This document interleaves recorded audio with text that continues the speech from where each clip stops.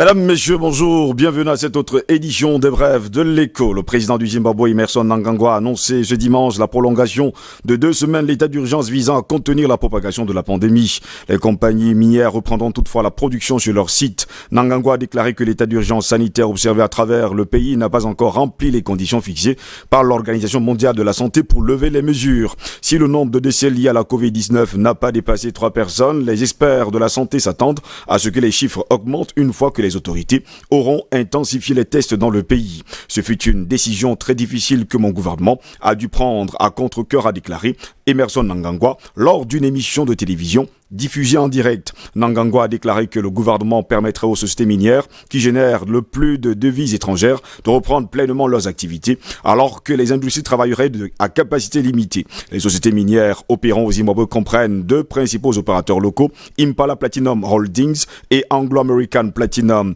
Le 30 mars dernier, le Zimbabwe a entamé un état d'urgence sanitaire incluant un confinement de 21 jours. Et dans beaucoup de quartiers pauvres, les habitants à la recherche de produits de base, ce qui enchaîne d'ailleurs de longues files d'attente dans les magasins. Cet arrêt de l'activité a laissé de nombreux citoyens sans revenus ni nourriture, alors que le pays est aux prises avec la pire crise économique de la décennie marquée par une pénurie de devises, de nourriture et surtout de médicaments.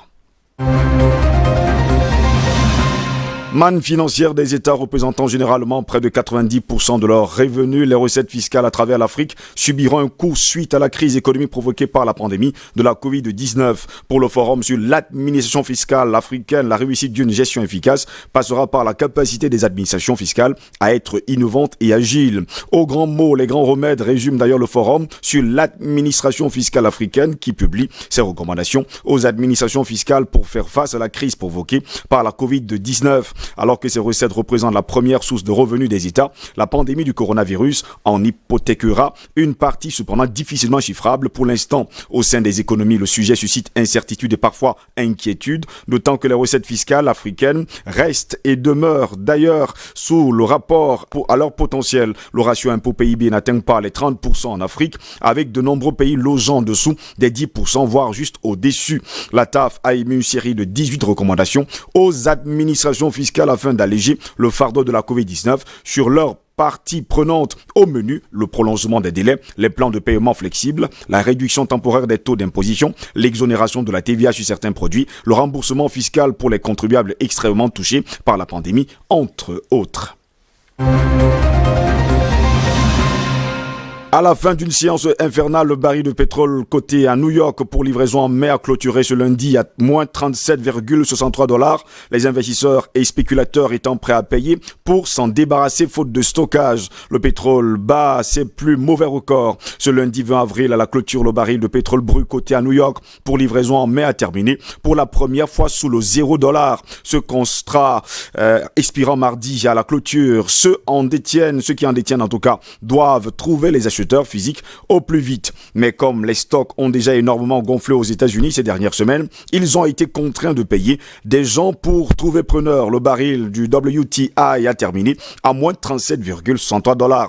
2 raisons principales expliquent cette chute historique. La première, c'est la baisse de la demande. La propagation du coronavirus a drastiquement réduit les activités dans le monde entier. De l'aérien à l'industrie, la demande de pétrole s'est effondrée. Avant la crise, le monde consommait en moyenne 100 millions de barils par jour. Selon différentes estimations, ce chiffre aurait diminué de 6 à 20% depuis l'apparition du coronavirus. Moins d'achats, cela veut dire des prix plus bas, beaucoup moins d'achats et des perspectives mondiales de récession. Et voilà les prix en chute libre. D'autant qu'un second facteur effraie d'ailleurs les investisseurs, la saturation des capacités de stockage d'or noir, notamment aux États-Unis. Le pétrole déjà extrait et non vendu doit bien attendre quelque part. Et côté américain, peu de cuves restent disponibles. Les analystes estiment que plus de 70% des capacités de stockage américaines auraient déjà été atteintes. Certains producteurs n'ayant donc plus d'autre choix que de brader leurs barils de pétrole.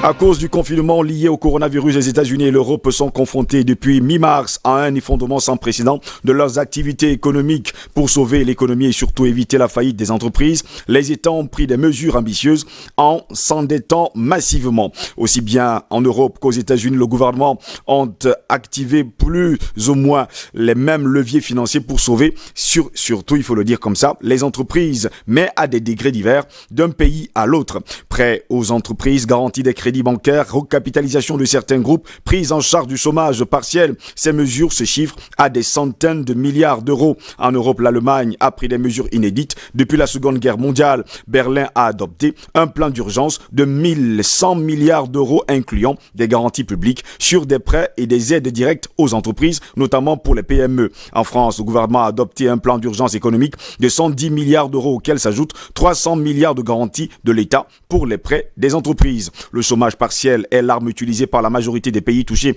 par le coronavirus en Europe pour éviter les licenciements. Le Royaume-Uni en a fait la clé de ces mesures économiques. Le gouvernement britannique prend en charge 80% des salaires dans les entreprises en difficulté jusqu'au mois de juin prochain. En Espagne, outre les mesures en faveur du chômage partiel, le gouvernement a interdit les licenciements. L'Italie va plus loin en visant d'ailleurs des aides financières également aux employés non déclarés. Ils seront considérés comme des travailleurs précaires. Cela va coûter à l'État près de 3 milliards d'euros.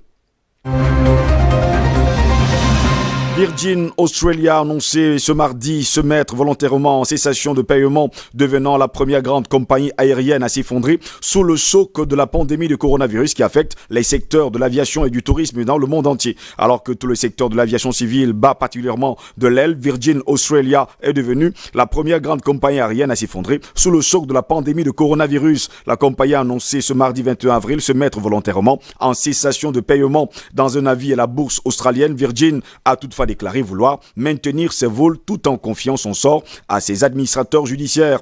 D'autres décisions aujourd'hui consistent à assurer l'avenir du groupe Virgin Australia et sa renaissance après la crise du Covid-19, a expliqué son PDG Paul Skura dans un communiqué. L'Australie a besoin d'une deuxième compagnie aérienne et nous sommes déterminés à continuer nos vols, a-t-il toutefois ajouté, évoquant Qantas, la principale compagnie aérienne australienne devant Virgin. Voilà, mesdames, messieurs, c'est ici que s'achèvent les brèves de l'écho. Plaisir de vous retrouver demain. Restez sur DBS. L'information est en continu sur notre chaîne.